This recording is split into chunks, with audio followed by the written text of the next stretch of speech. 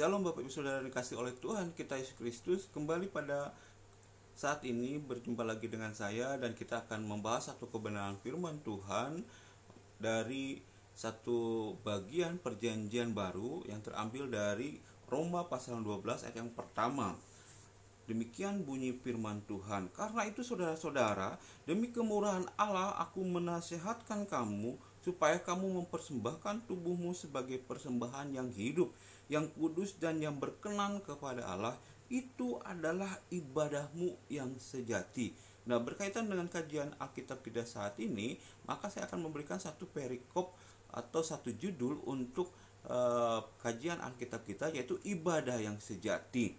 Bapak Ibu Saudara, berkaitan dengan ibadah yang sejati itu merujuk kepada kita sebagai orang-orang percaya, orang-orang yang sudah percaya kepada Kristus.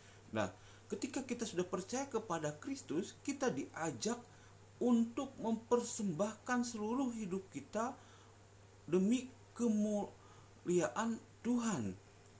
Bukan berarti kita harus mengabdikan diri kita seumur hidup di melayani Tuhan di gereja, tetapi bisa di dalam segala kehidupan kita.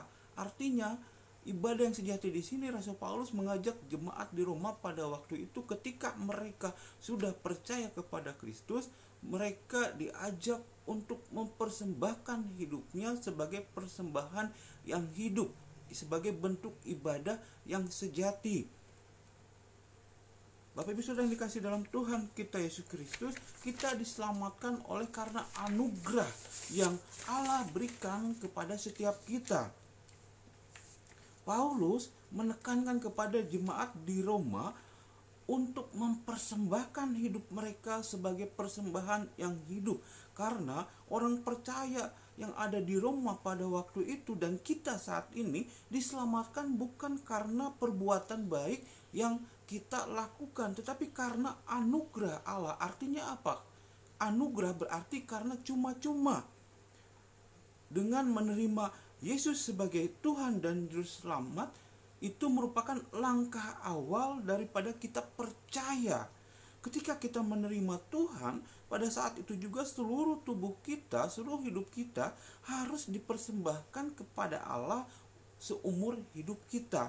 Itu merupakan ibadah yang sejati, yang berkenan kepada Allah. Bapak Ibu Saudara, hal mempersembahkan hidup sebagai persembahan hidup yang sejati, sebagai ibadah yang sejati, yang berkenan kepada Allah, maka kita harus menggarisbawahi bahwa artinya apa? Artinya kita harus menyadari diri kita sebagai orang-orang yang menerima anugerah dari Allah.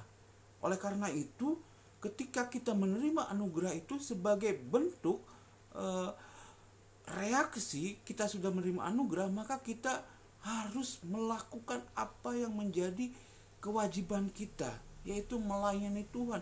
Melayani Tuhan bukan hanya harus di gereja saja. Melayani Tuhan banyak cara. Bisa di mana tempat kita bekerja, di mana kita bersekolah, di mana kita berada, kita bisa melayani Tuhan melalui sikap dan tutur kata kita. Sehingga apa? Sehingga melalui kita, orang dapat melihat bahwa Kristus itu nyata. Kristus itu hidup. Bapak Ibu sedang dikasih dalam Tuhan kita Yesus Kristus.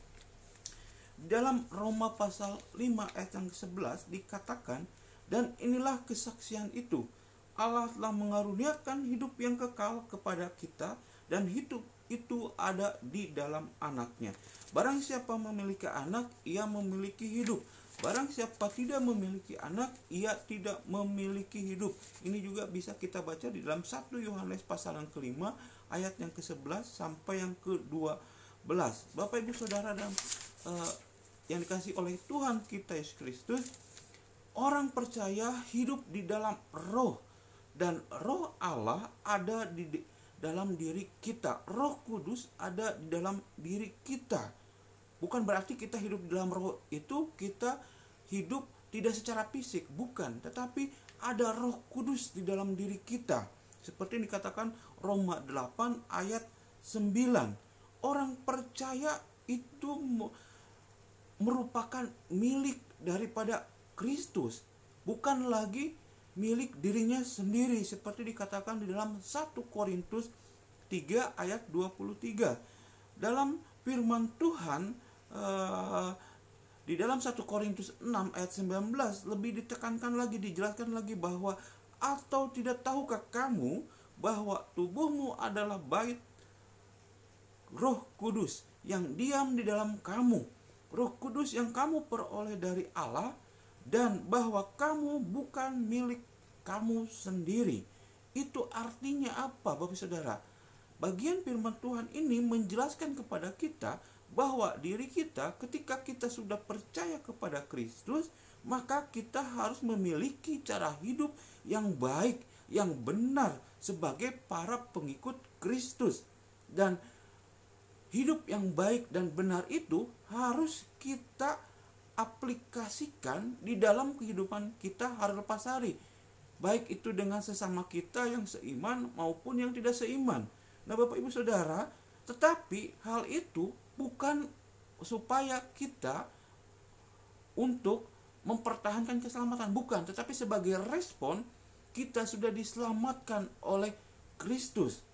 Kita sudah diselamatkan oleh anugerah yang Allah berikan kepada masing-masing kita. Bapak Ibu Saudara, Tuhan ingin melalui setiap hidup kita nama Tuhan dipermuliakan. Seperti yang firman Tuhan katakan dalam 1 Petrus 2 ayat 12. Inilah kehendak Allah yang harus dinyatakan oleh setiap orang percaya, secara khusus yang ada di Indonesia. Bapak Ibu Saudara, orang-orang percaya yang ada di Indonesia harus mempersembahkan hidup kita sebagai persembahan yang berkenan kepada Allah, sehingga orang-orang Kristen yang ada di Indonesia boleh menjadi teladan bagi orang-orang yang belum percaya kepada Kristus, sehingga melalui kehidupan orang-orang Kristen yang ada di Indonesia banyak orang diberkati. Bapak Ibu Saudara dikasih oleh Tuhan kita Yesus Kristus, jika kita sebagai jemaat Tuhan sudah menghidupi pentingnya untuk mempersembahkan hidup sebagai persembahan yang kudus, yang berkenan kepada Allah, maka orang-orang yang ada di sekitar kita, mereka akan mengalami perubahan yang baik karena dampak yang kita berikan. Nah, pertanyaannya adalah, ketika orang-orang yang ada di sekitar kita tidak mengalami perubahan yang baik atau perubahan ke arah yang benar, maka kita harus mempertanyakan diri kita, apa yang sudah kita lakukan. Oleh karena itu, Bapak Ibu Saudara dikasih oleh Tuhan kita Yesus Kristus, kita sebagai orang-orang percaya harus menunjukkan sikap yang benar, sikap yang baik. Seperti, karena apa? Karena kita sudah memperoleh kasih karunia yang begitu luar biasa. Seperti yang Yohanes 3 ayat 16 katakan bahwa karena begitu besar kasih Allah akan dunia ini, sehingga Ia telah mengaruniakan anaknya yang tunggal, supaya setiap orang yang percaya kepadanya tidak binasa, melainkan beroleh hidup yang kekal. Kita sudah memperoleh kehidupan yang kekal dari Allah. Oleh karena itu, kehidupan kekal yang sudah kita peroleh jangan kita pegang sendiri, jangan kita diamkan sendiri, tetapi mari kita bagikan melalui setiap tutur kata, melalui tingkah laku kita kepada orang-orang yang ada di sekitar kita. Oleh karena itu, Bapak Ibu Saudara, sebagai orang-orang yang percaya kepada Kristus, haruslah kita menunjukkan kasih melalui pertolongan Roh Kudus. Roh Kudus akan menggerakkan kita, akan menolong kita untuk melakukan hal itu. Jika orang-orang percaya yang ada di dalam gereja tidak menunjukkan dan menghidupi kasih, maka perlu kita mengevaluasi diri kita. Kita harus mengevaluasi apakah benar sesungguhnya kita sudah mendapatkan anugerah keselamatan yang daripada Tuhan atau belum? Karena apa? Karena orang yang sudah percaya kepada Kristus dan sudah memperoleh anugerah keselamatan, lalu tidak melakukan kasih, maka orang tersebut dipertanyakan. Berarti orang tersebut belum mengalami kasih Kristus sebetulnya.